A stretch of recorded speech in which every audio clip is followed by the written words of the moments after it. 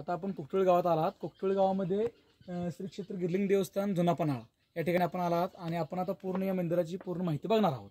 या सुरुवात खाली या समाधीपासून करूया. हे आपण पाहू शकता इकडं पायऱ्या चढणे याला वाट आहे. हेतून आल्या आल्या पहिल्यांदा इथे दत्त महाराज म्हणून यांची समाधी आहे. जे हे महाराज आधी जे चालू महाराज बाळ महाराज ह्या महाराजांच्या आधी हे महाराज इथे गादीवर होते. बरेच वर्ष हे महाराज इथे राहिले. परत त्यांचा ज्यावेळी मृत्यू झाला त्यावेळी त्यांची समाधी ह्याच्या खाली त्यांची समाधी पुरली आहे. ही त्या ठिकाणी समाधी आहे. त्या ठिकाणी त्यांची मूर्ती स्थापित करून त्यांचं हे केलं. आपण पुढल्या महाराजांची माहिती बघूया. चला, आपण पहिली समाधी पाहून आल्यानंतर थोडं आपण ह्या अशा झाडीतून जाणार आहोत. आपण इथे पाहू शकताय इथे चंदू महाराज म्हणून त्या दत्त महाराजांच्या आधी जे महाराज होते चंदू महाराज त्यांची समाधी या ह्याच्या खाली आहे. आणि त्यांची समाधी लावून इथे हे पायापडसाठी ठेवल्यानंतर त्यावर एक वृक्षारोपण केलंय. आपण पाहू शकता वृक्ष एवढं मोठं झालं याचा अर्थ आपण विचार करू शकता की समाधी किती जुनी. हे आपण पाहू शकता हे जुने पाणी भरून ठेवण्यासाठी जे काय आपण आता ड्रमचे वगैरे वापर करतोय ते जुने पाणी भरण्यासाठी याचा वापर केला जायचा. हे आपण पाहू शकतोय हे दगडी बांधकाम हे जुनं बांधकाम आहे. आणि ही जी काही जागा आहे ही जुन्या महाराजांची जागा होती. तिथं असं एक खाट असायचा आणि जुन्या महाराजांचं जे काही राहण्याचं ठिकाण होतं ते हे होतं. महाराज इथं राहायचे आणि इथं राहून काय असेल सेवा करायची. बरोबर. आता आपण वर जाऊन पाहणार आहोत जे की नवीन महाराजांचं नवीन राहण्याचं ठिकाण. आता आपण पाहिलेत पायऱ्या चढून वर आल्या इथे एक समाधी आहे, इकडे समाधी आहे. आता आपण आत जाऊन सखोल मंदिराची माहिती घेणार.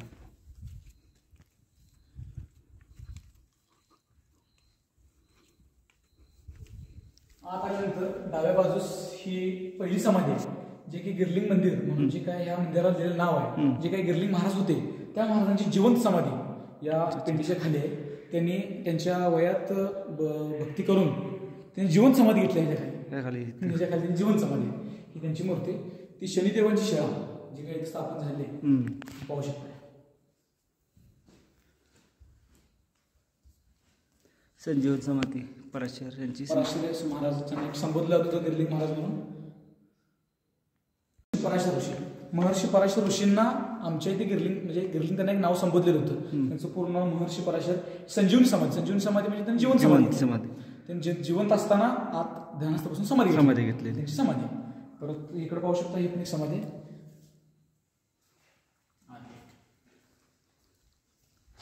हे पूर्व रामकालीन मंदिर आहे. पाहू शकतोय बांधकाम वगैरे सगळं पाहू शकतोय. हेमाडपंथी मंदिर जुन्या फरशा वगैरे होत्या दगडी फरशा पाहू शकताय. डिझाईन बघू शकताय जुनं जी की त्या पांडवकालीन रामकालीन वेळेत केलेलं आहे. मुख्य गाभाऱ्यात प्रथम जाऊ. आपण आता मुख्य गाभाऱ्यात आलोय जे मेन गाभार आहे. आपण आता पाहू शकताय जी काय शिवलिंग आहे हे आतलं शिवलिंग जे ऋषी महर्षी पराशर मुनी यांच्या तपस्येत हे त्यांना प्राप्त झालेलं आहे. त्यांनी तपस्या करून इथं उगम पावायला लावलेलं आहे. ते त्यांचं शिवलिंग आहे त्यांच्या भक्तीचा त्यांना मिळालेला फळ तुम्ही पाहू शकताय. आणि आपण पाहू शकताय की ह्याच्यावर 20 ते 30 फूट 30 ते 40-50 फूट म्हणा डोंगर आहे कडा आहे. आणि त्याच्या खाली आत हे पोखरून लेणी ठिकाण आहे ते आत लेणी करून या ठिकाणी जुनं जे काही बांधकाम आहे हेमाडपंथी मंदिर होऊ शकते. जुनं बांधकाम आहे सगळे त्यावेळेचं. त्यावेळेची काही हुंबरा पद्धत होती त्याची पण पद्धत आहे बघा दगडी पद्धत आहे हुंबऱ्याची. हे दाखवतो पूर्ण. हे जे खांब आहेत हे हेमाडपंथी बांधकामातील खांब आहेत. पूर्ण मंदिर हे हेमाडपंथी व लेणीमध्ये आहे. व याची चौकट आपण बोलतो मुख्य चौकट जर पाहिली तर अतिशय कोरीव आहे. आपण पाहू शकतो या ठिकाणी असं शरपशिल्प वगैरे असतं ते कोरीव काम. व या ठिकाणी आपल्याला गणेशपट्टी पाहायला भेटत आहे.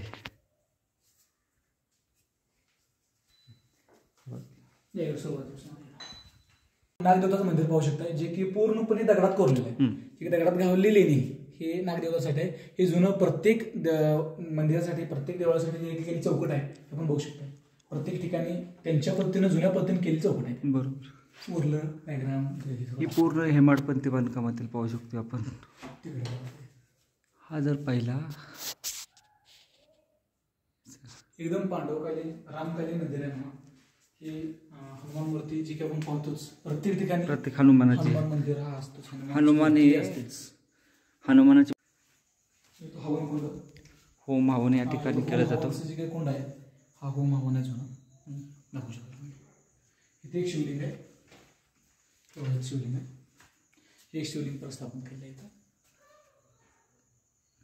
बघू शकता आपण सगळं दगडी बांधकाम असं वरनही दाखवू शकता. वरण काय वर गेला नाही, काय नाही, पूर्ण कड्यातून हे लेणं कोरलेलं आहे, करून तयार केलेली आहे. ही जुन्या काळात घोषणा देण्यासाठी गावात दौंडी देण्यासाठी त्याचा वापर केला जाईल. बरोबर. जर चाक फिरेल ढोल वाजतील, घंटी वाजून त्याचा पूर्ण एकदम जुन्या काळात. ओके. बघू शकता प्रत्येक ठिकाणी गणपती दिसेल तुम्हाला. प्रत्येक ठिकाणी मोठी चौकट आहे. प्रत्येक नेवळाला प्रत्येक ठिकाणी चौकट आहे. बांधकाम बघा, कोरीव काम बघा प्रत्येक ठिकाणचं. पूर्ण आपण अभ्यास करू याचा पुन्हा एकदा. असं आहे जे की वृक्षारोपण आपण म्हणतोच आणि वृक्ष संवर्धन पत्र कापून हे वर केले, पण झाडाला काय दगड लावू दिलं नाही.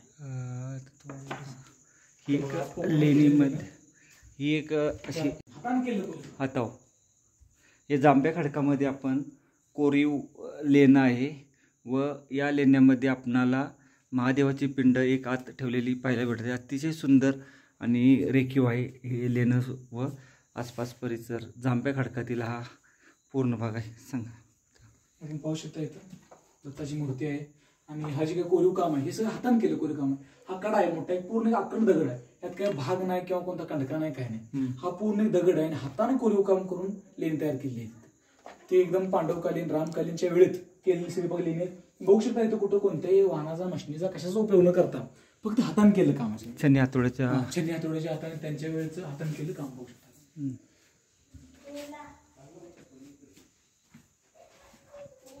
पाळणं आहे हे लेणं.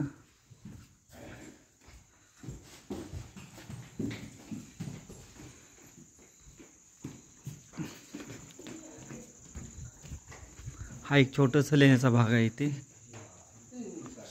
स्वयंपाकाचा वगैरे छोटंसं लेण्याचा भाग. ही एक इथं अशी लेण्यामध्ये छोटंसं आहे. महर्षी पराशर ऋषींची ध्यानाला बसायची गुफा आहे. ही महर्षी पराशर मुनी जे आपण बाहेर समाधी बघितली, जी संजीवन समाधी बघितली आपण, ती जी काही संजीवन समाधी आहे ते महाराज ध्यानस्थाला बसण्यासाठी हे बरोबर बघू शकता. याला काय गिलावा केलं नाही, सिमेंट केलं नाही, फक्त कलर दिलाय. बघू शकता सगळं दगडी कोरीव काम आहे. आणि परत हे सगळं स्थापन केलं आहे. तर हे जुने महाराज, हे जुने महाराज. त्यानंतरचे हे महाराज इथं राहून गेलेत. पहिल्यांदा हे महाराज होते, त्यानंतर हे महाराज, त्यानंतर आता आपण खाली समाधी यांची बघितलीच, दत्त महाराज. आणि सध्या चालूला बाळ महाराज. त्यांचं मूळ नाव कैलास भारती महाराज आहे. त्यांना टोपण नाव म्हणजे बाळ महाराज.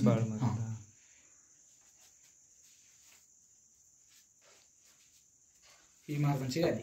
महाराज त्या ठिकाणी कोणाला बसायला नाही, कोणाला अधिकार नाही. ते पिढी त्यांची महाराजांची वंशावळ आहे, त्यावरच ते बसतात. बरोबर. हे बघू शकतो असा परिसर बघू शकता. आपण कोरीव काम सुद्धा बघू शकता हाताने केलं. फक्त ध्यानस्थ बसण्यासाठी ही सगळी गुफा हाताने लेणी तयार केली. या लेणीमध्ये आपण आता पूर्ण महर्षी पराशर यांची ध्यान गुफा आहे ही आणि अतिशय सुंदर आणि पवित्र जागा आहे. त्यामुळे या लेणीमध्ये आल्यानंतर याचे पावित्र्य राखा. व बाहेर आपण आल्यानंतर आता संध्याकाळचे 7 वाजलेत व या ठिकाणचे जे वातावरण आपण पाहिलं खूपच सुंदर आणि निसर्गरम्य नयनरम्य वातावरण. हा मोठा एवढा कडा लेणं आहे. कमीत कमी इथं 40 फूट कडा आहे व या कड्यामध्ये हे कोरलेलं लेणं आहे. 5:30 वाजले आहेत सकाळचे व आपण या ठिकाणी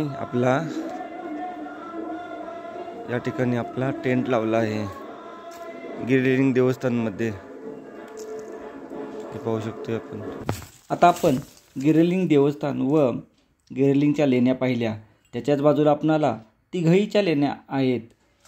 आपण गिरलिंग देवस्थानापासून थोडं पठारावर आल्यानंतर एक तलाव आहे व तलावाच्या थोडे पुढे 200 फूट गेल्यानंतर डाव्या साईडला कड्याला लागून ही लेणी पाहायला भेटतात. ही लेणीसुद्धा खूपच सुंदर व छान आहेत. गिरिलिंग लेण्याचा परिसर वरून पाहिला तर आपणाला असा पाहायला भेटत आहे. गिरिलिंगच्या लेणी आपण आता व्यवस्थित पाहणार आहोत. तिघाईची लेणी पाहून आल्यानंतर पुन्हा या ठिकाणी आपण पोचत आहे. आपला भगवा झेंडा डोळ्यांनी फडकत आहेत हे पाहू शकतो. अशा ठिकाणी लेण्या आहेत आपल्या.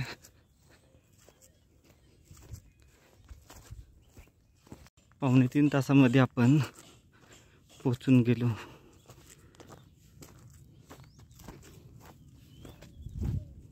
असा परिसर.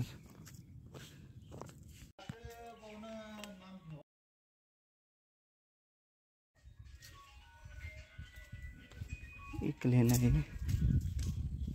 या ठिकाणी एक छोटी महर्षी पराशर यांचं ध्यान गुफा ही रूम आहे.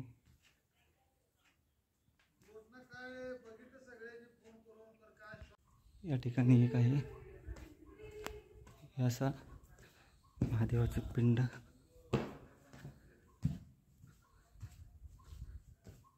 एक लेन आहे असं. दत्त मंदिर आहे आत.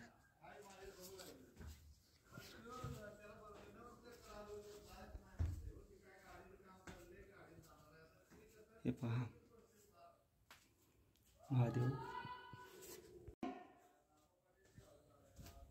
आता आपण मुख्य मंदिरामध्ये जाऊ.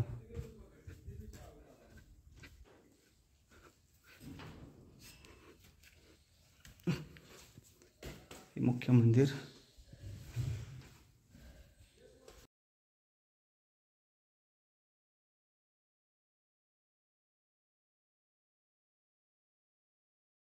लेण्यामध्ये आज जाऊ आपण. मुख्य मंदिर आहे. लाईट गेली आहे परत.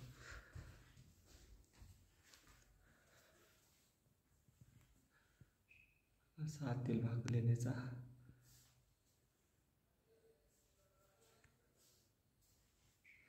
हा पूर्ण खांब आहे. हे सुद्धा याला आता सिमेंटचा गिलावा दिला आहे परंतु हे पूर्ण लेणं आहे. याला 1 2 3 खांब आहेत साईडच्या भिंतीतला एक. आणि हे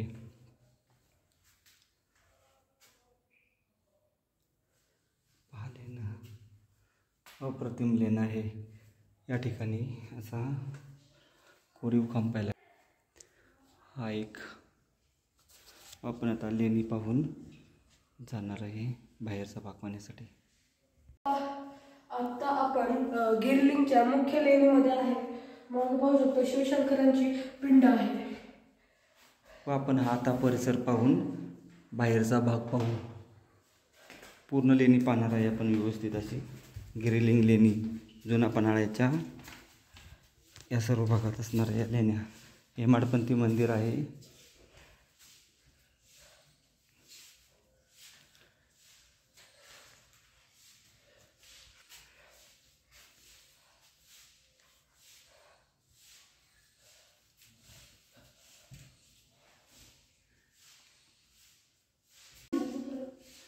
हा असा लेणी परिसर. 4 ते 5 लेण्यांचा समूह आहे. या बाजूला ही एक लेणं आहे. वात महादेवाची पिंड आहे तेही पाहिली आहे.